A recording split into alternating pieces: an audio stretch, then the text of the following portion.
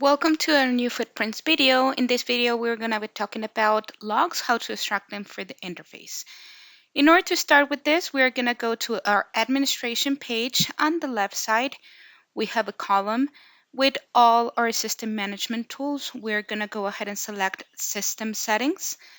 Under System Settings, the last one is Server Configuration. We're going to go ahead and click on it. And we're going to be able to see that from this screen, we're going to go ahead and download the application logs, and we also have an open log viewer. It's more friendly than seeing it directly from the interface. Now, in order to enable the custom login, we're going to go ahead and select either errors, warning, informational, debug, and trace. We're going to be able to see that in the bottom we have package filters. This is to narrow down the issue that we're having. We're going to add a filter. For example, in this one, we're adding core.rule. Once it's done, we're going to hit unsave, and we're going to be able to see that it's just saved. At the bottom right, done. Our next thing that we're going to do, if you're able to see, replicating the issue, and we're going to click on download application log. It's going to show you a download.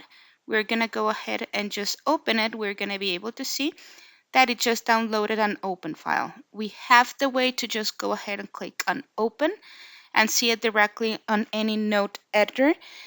We usually go down to the last of the log to see our last replication of the issue.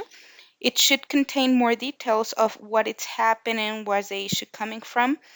It's really, really important to see them and, well, trace what's happening. Also, the other option that we have that it's a little bit more user-friendly is doing it from the open log viewer. We're going to go ahead and check the path where we have stored our logs that we just downloaded a minute ago.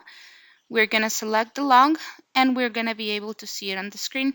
It's a little bit more user-friendly. It contains less details, but it also works in case that we're troubleshooting any kind of issue.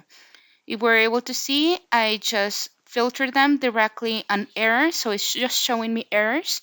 We can go ahead and also create a quick search if there's too many logs, and we're going to go ahead and check on something specific, or also filter them.